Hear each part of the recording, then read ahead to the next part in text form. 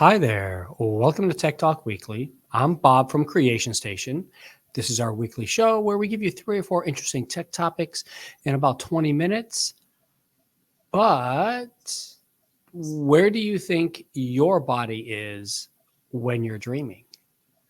We're going to get to that in just a minute. Ponder that kind of idea there. My guest today, Olundae Byrd. How are you doing, sir? I'm doing good, thank you. How are you, Mr. Bob? Life is great. So you are one of our new Creation Station interns. So tell me what's the coolest thing about the Creation Station that you found out so far in your first couple of weeks? The coolest thing about the Creation Station so far is probably the 3D printer. You might hear it in the background now. It's really, really cool because you can just take plastic that could have been something else at some other point, and then you can just turn it into something completely new. And that's Yeah, really surprising to me. and it's actually for anyone who's curious, it's a starch-based plastic which is biodegradable. So we're not even adding to that huge garbage patch out in the ocean because you can break this down, grind it up, and reuse it again if you wanted to and everything. So, but yeah, the 3D printer is a pretty cool thing. We've been using those for 2014 is when we got our first set of them. We've been upgrading over the years, but yeah, you can make some really nice stuff. It's fun. One of the things that we do not make on a 3D printer because you want to stay safe is a submarine. Are you done with submarine stories yet there? Are you finished with hearing about submarines? Yeah, yeah. I've heard a lot about submarines lately. Too much. Yeah. So this article in Slate came out, and this is basically in response to a lot of the stories talking about uh, the Ocean Gate sub that collapsed upon itself a few weeks ago. And this is talking about the fact of it is actually sustainable. It is actually not easy because it's hard going down deep like that, but it is something that can be done on a regular basis. And they highlight in the article here the Alvin, which has done well over 5,000 dives on its own. And as the article says, no matter what time you're reading this, it's probably down there right now because there are scientists that go in all of the time for doing this. Would you get in one of these submarines?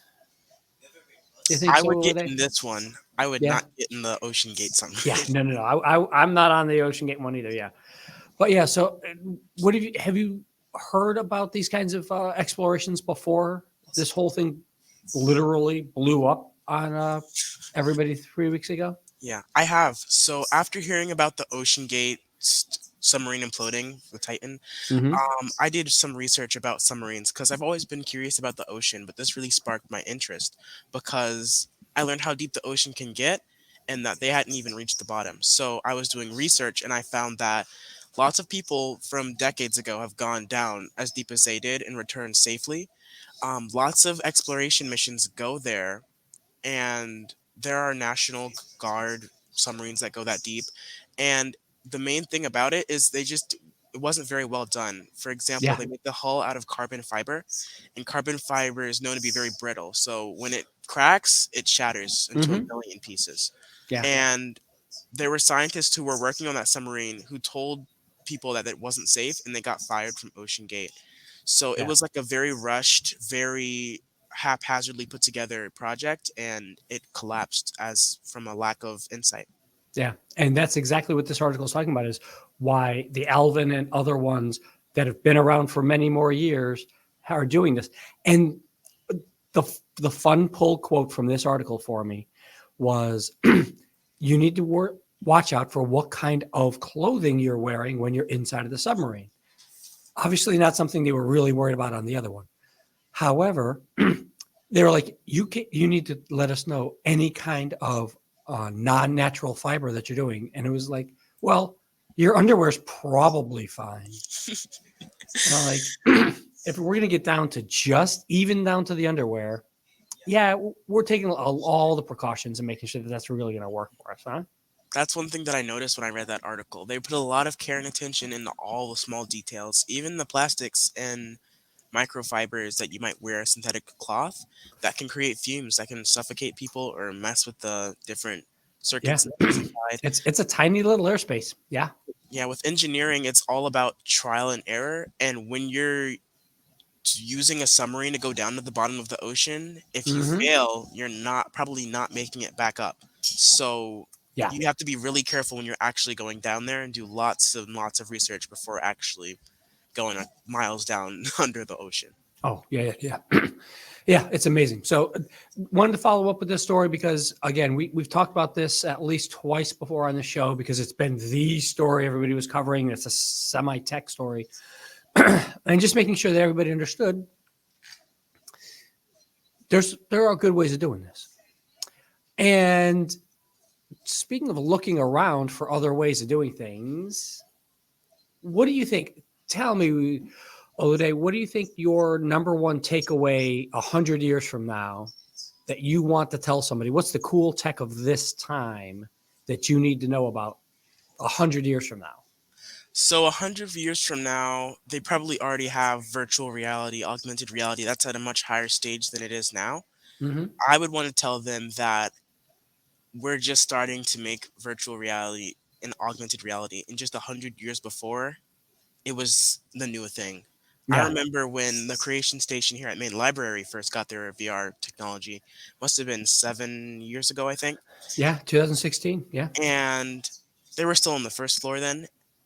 It was awesome. I had never done anything like that. I might have seen it in a movie once, but yeah, I didn't know it was real. I remember shooting the bow and arrow, and I could have the controllers. It was really cool. yeah. So I would tell them in the future that probably have all types of stuff then with the hand reading. I know this new Apple headset, very expensive, but it has some technology where you can actually read your hands Yeah, within it's going to be just interesting fingers. how well theirs works versus HoloLenses. Hmm. It's going to be good to compare one if we can when it comes out next year. Yeah, Yeah, it's hard to tell now since you can't really use it, but it's yeah, exactly. exciting, That's very exciting. yeah. We're going to wait till it actually shows up, and then we will make our judgments. That's what we do around here. We don't talk about potential things. So this idea here, and they just picked four quick hits here of what the experts think 100 years from now. It's the London. I'm just going to screw it up there, aren't I? Um, the Royal Society in London is putting up has an exhibition for the summer, talking about what the future was going to look like from 1923 and what people back then predicted was going to happen and what goes on. The one that I really thought was masks. Just wearing the blue surgical masks like we had to for the pandemic, and the idea of here's a simple technology that saved millions of lives and all of the consternation that caused. And I thought that was one of the interesting ones of that. And the other one was the idea that in 100 years from now, no one's going to think we're alone in the universe. That everyone's just going to take it for granted that, yeah, of course, there's a whole bunch of people there I feel like the or farther other we beings. go and the How's more that? we learn, the more Yep. we'll learn about other things. 100%. And as always, all these are in the show notes for you. So you can go follow up on these articles, take a look at them, tell us what you think is the right solution there. What are we doing right now that people 100 years from now are going to be like, what? You thought that was fancy? Come on now. Like how 100 years ago, it was a little over 100 years ago. That's when the first plane was flown, Yeah. and now we have Barely 100 years ago. Yeah. Yeah. yeah, because it was 1900s. yep 1900s, 20th century, and now we have jets that break the sound barrier. We have rockets that go up into space exploring distant planets. We've been on the moon. Exactly. So it's like an exponential rise of technology. Yeah. And I think it's going to be interesting, even the difference in between the two of us, as far as like I vividly remember the moon landings. Oh, You have never lived in a time when people didn't just live on the space station. It's just that way. It's going to be a really interesting thing for us all. Um, and speaking of interesting, tell me about this one. What did you think about that? Have you had one of these like out of body experiences where you're laying in bed or laying down and You kind of get that feeling of drifting, of not inhabiting your body. Yes, yes, yes. Tell me I about it. remember once I was sleeping in the car, and it was almost as if I had like an astral projection, and I saw myself in the car sleeping. And I don't know if that was my imagination or not, but I think that out of body experiences are definitely real. It's the way that your mind separates from your body, or your soul separates from your body, and you see things Yeah, from a different perspective. exactly. And that's what this is all about. So they were doing some research and trying to work with people with epilepsy. And they were doing some research on doing some fine tuning with electrodes because you're messing with somebody's real brain. You can't screw something up and harm their ability for balance or for eyesight or taste or anything like that. So they're going super, super careful. And they found this super tiny little spot. It's called the anterior precuneus. I think I have that right. And they started working on that area for seizures. And then they found out that if you stimulate that area in people, it will cause them to have an out of body experience. And what happens is it is that part of your brain, just like all the different parts of your brain, one portion for sight, for taste, for hearing, for memories, for long-term memories, short-term memories, all the different sections and parts of your brain is all that comes in and does. They found that this one little spot was the one that was in charge of our sense of self. So that when someone had this sense of self turned off, it made them feel separated from their body. And while that may seem like, okay, a really crazy party trick, Bob, the other alternative to this is it also means that they could use it as an anesthetic. So while, yes, it's really dangerous and it's not something that you're going to be going to the local pharmacy for, but instead of giving somebody super strong like ketamine or other things that they have to give to people who are having seizures and that kind of stuff, this is something they may be able to further develop now that they know it's there and they're doing more studies to say, yes, wait, we can trigger this and it will shut that off temporarily until we turn it back on, and it'll pause all the seizures. That is amazing technology. That is the I future, think huh? it could really, really help a lot of people. And like you said, the future is here. It's just not Mhm. accessible to everyone. So Yeah. you're right. You can't just go to CVS or Walgreens and say, "Oh, can you give me that?" Yeah. Give me this little jolt to my brain here to make me feel better for the day. Yeah. No, no, Exactly. that's not coming anytime soon, I hope. Mhm. Yeah. But the thing Let's, about it, yeah. oh, Tell me. it's all about research. So when you do something, when you're developing something new, you're bound to make mistakes. It's just a part of the process. And it's better to make mistakes in a simulation versus when you're actually doing the procedure. Yeah. So right now you're not going to just go to the doctors and they'll just do this for you now because they Hmm. know what happens. They need to find out exactly how much electricity to give, the certain parts, the long-term side effects, short-term side effects, all of these different factors to evaluate the effectiveness and the pros and cons of this procedure. Yeah. So for now, people are still going to probably use the drugs like ketamine as anesthetics, but in the future, your brain is like so complex because we know so much about the body, but the brain is more or less still a mystery. So You were as we talking learn more about about the VR brain, earlier there, Olundae. Did you get a chance to try Brain Viz? brain viz. That's one of the apps we have here on the VR. It Oh, is an I app see that you can that. take your brain apart. Brain, not your own personal brain. We're going to leave your personal brain inside of your skull. I think But that's in VR, you can take apart an entire brain and examine all the little neurons and where it all connects and how all the different things are linked together and all of the different stuff. It's a really cool app. I haven't done that one yet, but I look forward to Yeah. doing it. That Well, sounds like a take great. take a look for it tomorrow. I will. So I got one final story here that I think this is definitely one of those stories that, depending upon your age and who you are and how into entertainment stuff you are, uh, in short, let me give you the quick nutshell. Is Disney is the latest version of this, where they put out a movie, and in only 7 weeks they decided, nope, we're not going to keep this movie out there for the public, and they took it down. Caused all sorts of consternation for people. Now, there's lots of possibility reasons, whether that's because you don't want to pay residuals to your actors and writers. One of the big things why there is a writers strike and an actors guild strike also right now. And or the idea that you are doing it for some kind of tax purposes, which I've seen in a couple of different articles.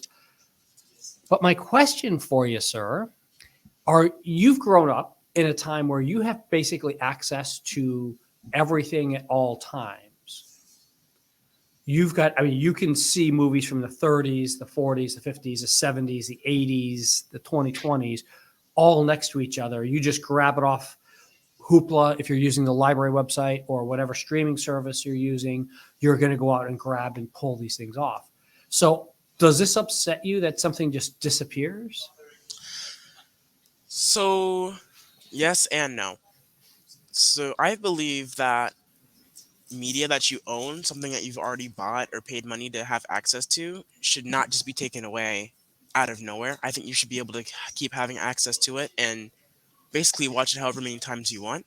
Because in the future, if you want to show your children or somebody what movie you watched or something you liked, or if it's nostalgic, I think you should be able to go back to it and still have ownership of it. What I do understand though is Disney has a limited amount. They only can only put so much on their streaming platform, and if they have too much on Well, their streaming can they? Well, tell me if they have too much there, fill technically me they in. can hold as much as they want, but how much people will have to search through to find things. Okay. So if Disney released under Disney, let's say they had 1,000 different films and they have 1,000 films for Disney Plus. If you're going on the site and you don't know exactly what you want to watch, you're going to be scrolling through all of these films. So I feel like what they're doing is they're trying to keep their catalog limited, but what they're also trying to do is maximize the amount of money that they make, because like you said a second ago, they have to have licenses and they have to renew those licenses or contracts to continue paying the creators or the actors of the movie, the writers, the film directors, all those people. And since it's not in the movie theaters and it's part of the streaming platform, people aren't just going there and paying money to see that. So they're taking money out of Disney Plus revenue to give to the actors and the actresses and everyone. So if the movie does really, really great, then they're going to want to renew that contract because more people are coming to Disney Plus to watch it. If the movie isn't doing so well, then they're probably going to move on to another one. And I don't think that's a great thing for the actors and everyone because they put a lot of hard time and effort into this movie and they're not getting the money from the movie theater selling out for their movie Yeah. if people like it. Because if there are a million Disney Plus people and a million people like the movie, they'll just go to Disney Plus. They won't Yeah. have to pay $20 to bring their family to the movies or get concessions and everything. Mm-hmm. And So and yeah, the cost benefit thing is a big thing there. One of the things is, and I grew up in a time of VHS tapes. I grew up a time before then when you just had to wait for that time of the year when the Wizard of Oz was going to be on TV or that Christmas special was going to be on at that time of the year. And then when you went to getting VHS tapes and getting things where just that Disney released a VHS things, they would periodically take those off and put them in the vault, and you couldn't buy them anymore either. But you still had those. I still have my physical ones floating around the house somewhere. And I think that this is so different also because comparing this with in a library setting where people are trying to ban books or trying to get rid of books, everybody rises up in arms and pretty much everyone agrees if you take books away, it's a horrible thing. You shouldn't be doing that. You shouldn't be stopping people from having access to books. Do you see that comparison, or does that ring a bell for you? It definitely does. Because, like you said, if you own a physical copy of something, even if it is a book, if people take it away, then if you take it off the shelves and you still have your book, you're still able to read it, still able to look at it all the time. But in this digital age where everything's online and you don't have personal access to it, you just have access to a server. They can monitor all the different content you Yeah, watch. They can take all certain videos off, put certain videos up, and at that point, you're just paying to have access to their library and you don't really own anything. exactly. Yeah, we do not own. There's a whole chunk of stuff we do not own anymore that we don't really think about that Hmm. we do, which is why the libraries exist, because we need to make sure we give people access to this information as much as we can before it all goes away. Exactly. Because if you cancel your Disney Plus subscription, you lose access to all those movies, all Yeah, the films. It doesn't matter how long you've been subscribed to them. Although, if you buy the DVD, 100 years later, if you want to watch some very rare, little known Disney movie, you can watch it as many times as you want. we hope that we will be able to have DVD players 100 years from now. I agree with you. Yeah, yeah. You Thank you probably, I don't so find them anywhere nowadays. Yeah. Thank you so much for being on the show this week. As always, if there's a library or librarian you want to see featured on the show, reach out to us at creationstation@broward.org, and we'll see everybody next week. Have a great weekend, everybody.